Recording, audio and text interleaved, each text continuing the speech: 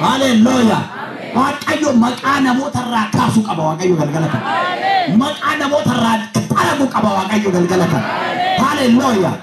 Abduudhaan beekamti, hin jeenyedhaan beekamti, umrii dhumeedhaan beekamti. Waaqayyo garuu deessu dhumarratti akkas jedha. Dhumarratti Yesuus goofta. Mee kana amante ta'e jedhamee nama simreen. Gooftaan Yesuus yoo barsiisu lafarratti waa muraasa kadhata warra bartoota isaatiif warra immoo maqaa isaatti amananiif waa muraasa kadhate keessaa tokko Phexrosiif kadhate. Phexrosin akkas jedhan seexanni baay'een keessan akkamitti namatti galatoo jettan mata duree biraatti malee amantaa seexanni kan isin waraanu qabeenya keessan isin harkaa balbala isin harkatti cufeenu waan qabdan isin harkaa fuudheenu jalqaba amantaa keessan rukutu. Jalqaba amantaa keessan jalqaba gooftaa fuula keessan duraa kaasa. Jalqaba gooftaa laphee keessan irratti salphisa. Jalqaba gooftaa amannaa keessan isin harkatti xiqqeessa. Seexan kana hojiinsa. Kanaaf akkas jedhan Phexros jedhan seexan akka warra qamadii gingilchanii akka isin hin gingilchineef isinii kadhadheera. Akkasitti isin qoraa jira. Akkasitti isin mormaa jira. Garuu akka hin taane isinii kadhadheera jedhee. Ameen. Phexrosiif gooftaan lakki ani yoomiyyuu si bira hanafu amma du'aatti kutadhennaan isa dhiisi. Garuu gaafa deebite adara bolooyyan kee warra kaan maal godhe jajjabeessi. Warri nama jajjabeessan amanaa qofatu yoo ati waan ta'e keessa galu yoo ati waan ta'e raafamtu yoo ati waan ta'e ta'a amanaa waaqayyo si yaa'e nama amane waaqayyo si yaa'e. Phexrosin akkasitti kadhateef gooftaan. Baay'ee kan isin ajaa'ibu gooftaa Yesuus kan dinqisiise.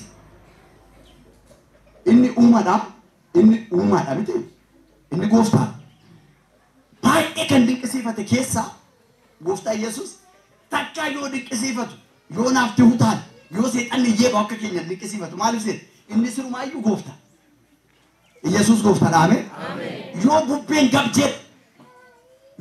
gabjeet yoo raasaan baay'een gabjeet inni dinqisiifatu.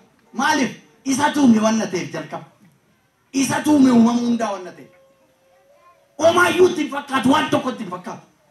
Maaltu dinqisiisa gooftaa wayettaa dubartitti warra kanaan tokko yaadattu yoo ta'e osoo gooftaan jiruu dhufe yaa gooftaa mucaan koo dhukkubsatee dhufte maal jennaan naa fayyisa. Ati jalqabanii warra kana nyaata maalii sareedhaaf hin kennan jedhee. Ayuudhiidhaaf dhufe gooftaan sagalee waaqayyoo akkuma dubbatu jalqaba warra Ayuudhii jedhameti ittaansee warra Giriikii achiin warra kaan akkas jalqaba isaan keessaa dhufe yoo ta'e jalqaba isaanii ergaa himee warra kaan hin darbu dubartittiin gidduudhaan kaatee dhuftee fayyisi jettee ara maal taatee takka lakki biddeena ijoollee sareedhaaf hin kennan jenna lakki sareen yoo lafatti iyyuu har'anaaf harca'u jette. Yesuus gooftaadha ameen. Amma isuma harca'utu na fayyisa jette dubartittiin. Ilaaleeti baay'ee maal amantaan guddaa akkana akkasuma siifaa ta'u akkuma dubartittiin shaashii qabattee galtee haalelooyaa. Inni akkuma isuma harca'u naatan. Hangafa dhibbaa sana beeku baay'ee gooftaan Yesuus kan ajaa'ibe kan hangafa dhibbaa sana dhufe mucaa koo naawwan koo tokko dana jalaa duufi maaloo gooftaa koo baay'ee inna jennaan bakka nan dhufa jedhe lakkeere maaloo lakkeere namoonni waaqayyo dubbii salphisan jiru beektaa jalqabanii warri tajaajilaa gargaaran jiru warra tajaajila raajota namoota waaqayyo warri tajaajilan jiru beektaa Phaawulos akkanumatti itoo tajaajilu gubaa'ee keessa jalqabuma bakka fayyuudhaaf kan qophaa'e arge fagootti beektaa fagootti. Adam amantaa keessa fayyisee rakka hidhee kadhanni hin jiru maal hin jiru yeroo tokko amantoota citanii manatti fixanii dhufan hin tajaajilu eenyuun sun salphate. Yesuus gooftaan. Yesuus gooftaan. Yesuus gooftaan. Haalelooyaa. Kanaaf namoota hangafti dhibbaa sun maal jedhe lakki mana koo dhaquus hin barbaachisu ani nama akkasii miti manuma koo yoo ati dhaquus hin barbaachisu ani amma loltoota baay'een of jalaa qabaa jedhe warra hin gaggeessu. Taa'ee waan jedheen taa'u jedhe kottu waan jedhe inni dhufuu jedhe deemee waan jedheen deemu jedhe ati mojet atakana jet asuma te se demi ojet nana manai demi ojet hinde mujet hallelujah irgadis ojet ingadis ojet asuma dubbat jenna akas de warra kan barsisutti jede koy kanke haturu ajaiba koy kanke kan nama tokko ante barno taftaale amantan nama amen amantan nama tokko ugabaatiin nama tokko sagantaa nama taasa dhugaan isin jedhe barnoota mataasa wangeela mataasa humna waaqayyoo mul'isa mataasa kanaaf dhugabaatiin kan barbaachisu qoy asuma ture jedhe as garagalee bartoota baay'ee na ajaa'ibe Israa'el keessayyuu jedhe Yesuus gooftaan aamen sin amanuu kan qabu yee Israa'el uu jedhanii gooftaan dhufeedhanii masii dhufeedhanii uu kan jechuu qaban isa ture kan nu fayyise Israa'el laal mee waan inni godhu laal ledhanii badduudda akkana godhanii ifaana deemu bara dhibeedhaan maal hin gadi qabamanii waan ta'e seexanaan kan mee waan inni godhu laal masii dhuuf hin jedhamiti masiidhaa of hin jedhamiti jedhu waliin dhidhu kan as garagalee baay'ee na ajaa'ibe amantaan akkanaa Israa'el keessayyuu barbaade hin argine Yesuus gooftaan aamen haalelooyaa aamen Yesuus gooftaan Yesuus gooftaan Yesuus gooftaan aamen mee waaqayyoon hin danda'ama aamen waaqayyoof hin danda'ama mee haala keessanitti ma waaqayyoof hin danda'ama aamen waaqayyoof hin danda'ama aamen waa gooftaan Yesuus gara gamaatti caa jedheeti ofiisaa markaba jaraa keessa rafe jala isa gadi ciisaa jala ce'u inni iyyan quuqu jedhan maali yoo bannu maalumaa sitti dhagamu omaayyuu waa'ee keenya dhimma qabdu quuqu jedhanii iyyan ka'eeti gab godheeti gab taasisee jaratti deebi'e miira amantaan keessa waaqayyo gooftaan baay'ee keessan akka ofirraa cabsitan barbaada Yesuus gooftaan aamen illa waaqayyo gooftaan keenya ayyaana isaa mucu mee ani mucaa waaqayyoo ta'edhaame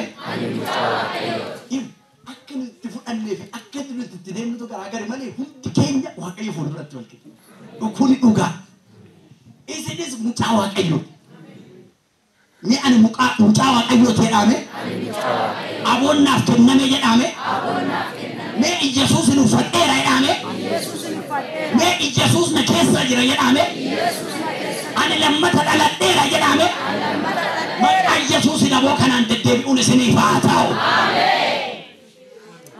aboo guddaan nurra jira saba waaqayyo aboo guddaan nurra jira haalelooyaa seexanni kanaan nu qora nambar waan amantaa keessan isin keessaa fudhadha amantaa gaafa fudhattan bubbeen isoo ka'ee hin boochu maal isoo ka'ee hin boochu ani baay'ee kan sodaadhu gaafa kassare miti baay'ee kan sodaadhu gaafa namni natti ka'e miti gaafa keessi koo sodaatu na baay'ee sodaadha dhugaa waaqayyooti kun dhugaan isinitti bakka wanti ta'e badee yoo sodaan na keessatti dhufu dhaabetan gara kadhataa deema rakkoo jira ajire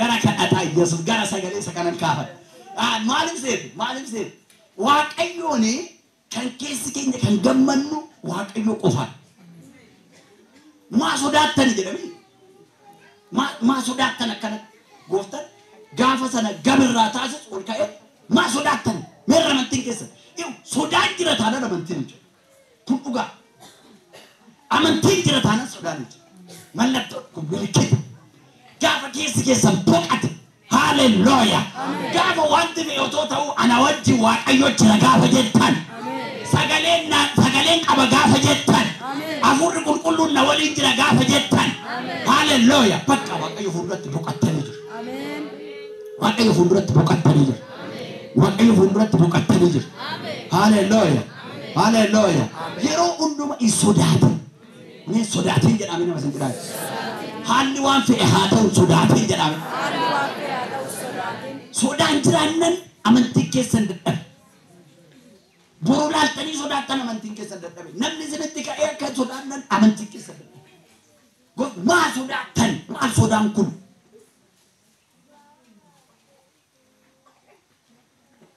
achi dhumarratti in ulfoofte jaartin silaan oolu silaa mul'achuun isaan oolu in ulfoofte jaartin Elsaabeet in ulfoofte dhoksuun silaan hundaa'unnaa ji'a jaaffaa amma ji'a jaaffaatti mana turte achi amma argi arge inaman namichi inaman sun inaman eti mucaan alat gaafa guyyaa 8ffaa immoo akka seera Ayihuudiitti maqaa baasu maqaan immoo akka keenya akkanumaan caalaa tolaa maal namnumti hin jedhu beektaa akka Ayihuudiitti Waaqayyoyyuu gaafa si jijjiire jedhu maqaa jijjiira Abrahaam maal jedhu har'aa kaastee ati Abrahaam jedhee Saaraadhaan sooraa turte Saaraadhaan har'aa kaastee ati Saara jedhee Yaaqoobiin gaafa jijjiiru hunda isaanii mallattoon jijjiiramu maqaan eenyummaa kee taate sagalee Waaqayyoo keessatti maqaan eenyummaa kee akka qalbiitti waamamu qofa miti waraqaa gandaatiif miti Ayihuudii biratti maqaa addunyaa Waaqayyoo irratti maqaan waraqaa eenyummaatiif miti gandi kan ittiin nu beekaman addunyaan kan ittiin beeku eenyummaan keenya wanti nuti taanu kan ittiin beekamu kanaaf amma maqaa ergamaan sun gaafa itti immoo maqaa isaa maal jetta jedhee Yohaannis jettaa jedheen ergamichi amma Elsaabeet namichi oduudhaadha namichi arrabni isaan hojjetu eessaa dhageessa kan jedhu mucaan haal garuma ishee keessatti maal ta'e hafuuraan guutame Maariyaamin bira dhaqxeeti hafuuraan guutamtee raajii dubbachuu jalqabdeetti ilaalaala Elsaabeet iyyuu gidduutti raajii taate. Amen. Yesus gooftaadha. Amen. Amen. Maariyaam ulfooftee gara Elsaabeet yoo dhaqxu akkuma Maariyaam nagaa gaafattee hafuurri qulqulluun itti gala. Amen. Look hafuurri qulqulluun itti gala Maariyaamin ergaa raajii Maariyaamitti dubbattuu jalqabde. Haadha gooftaa kooti waan tokkotti namni ol seentee Maariyaam nagaa siif haa ta'u jettee malee waan tokkotti namni. Hafuurri qulqulluun buutee jedhu hafuurri qulqulluun buutee achumaan haadha gooftaa kooti mana koo duratti durbii ishee akkas walitti dhiyoodha.